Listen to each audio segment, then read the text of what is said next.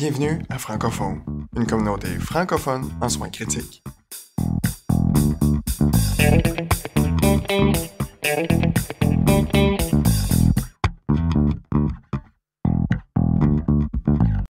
Bonjour à tous, c'est Yann Ajmo qui vous parle. Rebienvenue sur le Francophone.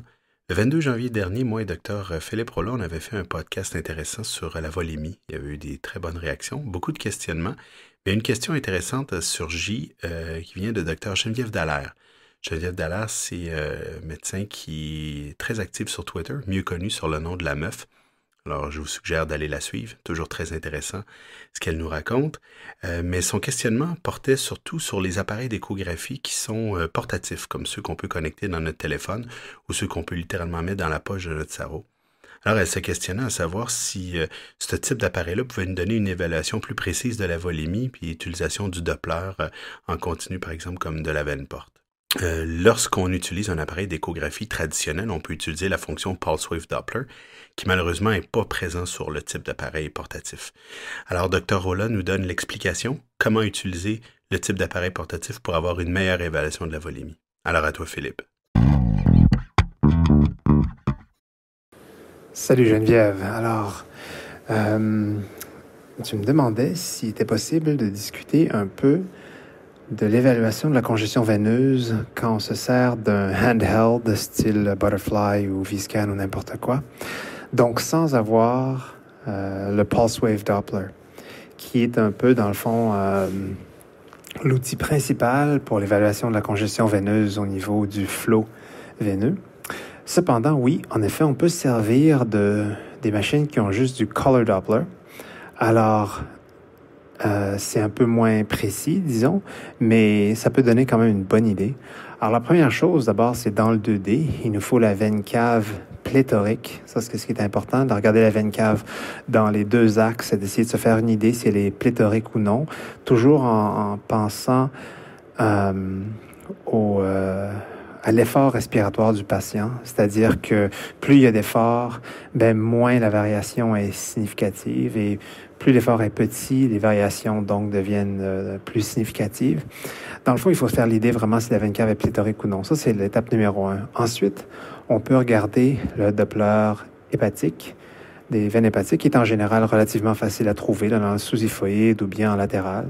Et ce qu'on devrait voir, c'est les trois ondes. C'est le A, qui est vers la sonde, qui est un petit flot rétrograde de la contraction auriculaire, qui apparaît donc en rouge, suivi de deux déflexions, deux périodes de flot en bleu, qui sont le S et le D. Donc, on devrait voir un peu de rouge, bleu, bleu. Donc, la majorité de ce qu'on voit devrait être dans le bleu. On peut dire que quand on commence à voir ça a l'air d'être des sirènes de police, rouge, bleu, rouge, bleu, rouge, bleu.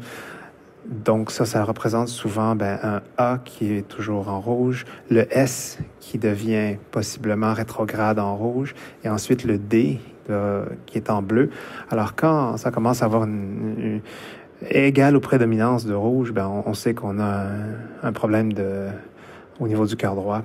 Ensuite, on peut mettre le Doppler couleur sur la veine porte.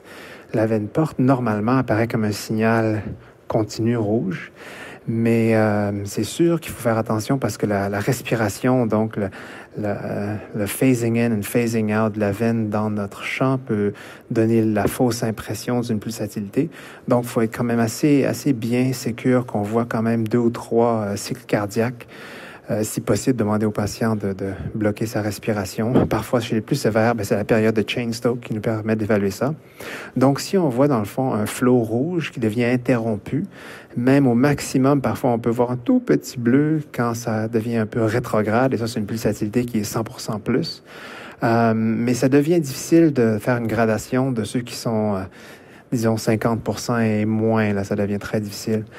En général, on peut déceler à l'œil une pulsatilité qui est à quelque part entre 50 et 100%, mais il faut quand même se faire l'œil à ça.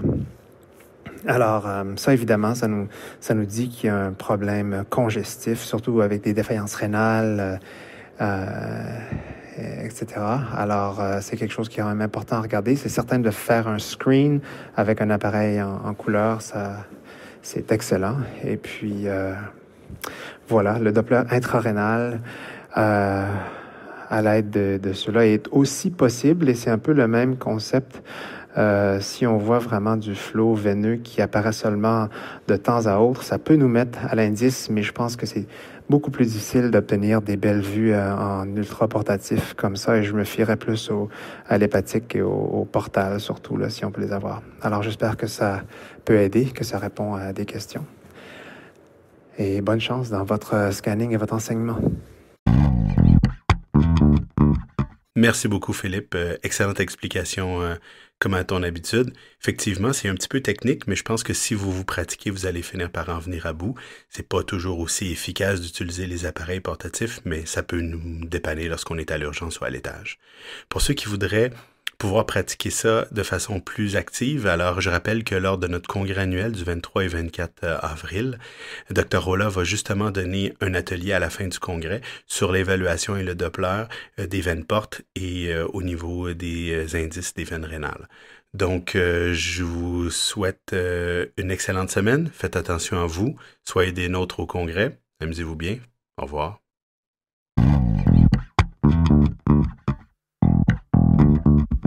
L'information contenue dans cette balado-diffusion est de nature informative seulement et ne remplace aucunement le jugement ou l'avis d'un professionnel.